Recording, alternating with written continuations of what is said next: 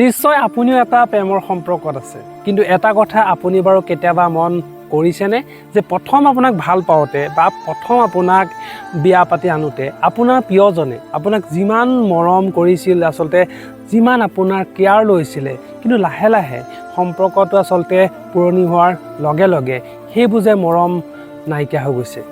আচলতে কিয় হয়, কিয় এটা সম্পৰ্ক পুৰণি হ'লে মৰমবোৰ কমি যায়? মই জানো যে আপুনি প্ৰিয়জনক বহুত ভাল পায়, বহুত বেছি ভাল পায়।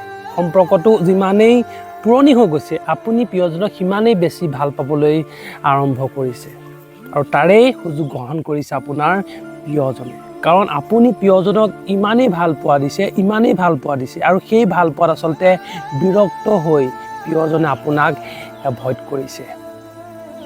চাওক, মই কোৱা নাই যে আপুনি প্ৰিয়জনক ভাল পাব নালাগে, ভাল পাওক, কিন্তু আপুনি মনৰ পৰা তেখেতক ভাল পাই থাকক। তেখেতক কেতিয়াও আপুনি দেখাই নিদিব যে তেওঁক আপুনি বহুত বেছি ভাল পায়।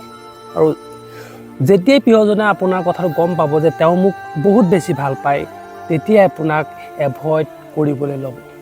কাৰণ চাহত যদি চেনি জোখতকৈ আচলতে বেছি দিয়া হয় নহয়, তেতিয়া সেই চাহকাপ খাবলৈ বেয়া হয়। প্ৰিয়জনক যেতিয়া আমি বেছিকৈ ভাল পাবলৈ যাওঁ নহয়, তাইক তেতিয়া বাধা দিয়া হয় যে তুমি তাত নাযাবা, তুমি সিটো নকৰিবা, তুমি সিটো নকৰিবা, আৰু সেইবোৰে আচলতে তাইক মন কষ্টহে দিব পাৰে, আৰু যাৰ ফলত আপোনাৰ ভাল পোৱাটো কমি যাব পাৰে। গতিকে ভাল যেতিয়া তাইক পাইছে, অকণমান বিশ্বাসো কৰিবলৈ শিকক, যাতে তাইৰো মনৰ পচন্দৰ মতে য'ত ত'ত যাব পাৰে।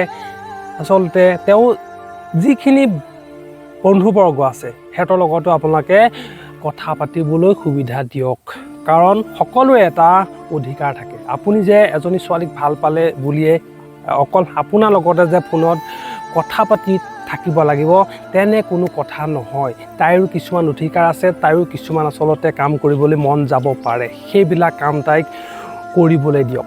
তেতিয়াহে আপোনালোকৰ ভাল পোৱা সম্পৰ্কটো আগৰ নিচিনাকৈ থাকিব। আপোনালোকৰ আজিলৈ ইমানতে ভিডিঅ'টো শেষ কৰিব লাগিব, আৰু ভিডিঅ'টো চাই কেনেকুৱা পালে এটা কমেণ্ট দিবলৈ নাপাহৰিব, আৰু এটা শ্বেয়াৰ কৰি দিব, লগতে এটা লাইক মাৰি দিব, কাৰণ এটা লাইকে ভিডিঅ' বনাবলৈ আমাক বহুতো উৎসাহ দিয়ে। আৰু যিসকলে চেনেলটোত নতুনকৈ আহিছে সেইসকলে চেনেলটো ছাবস্ক্ৰাইব কৰি দিবলৈ নাপাহৰিব। আজিলৈ বাই।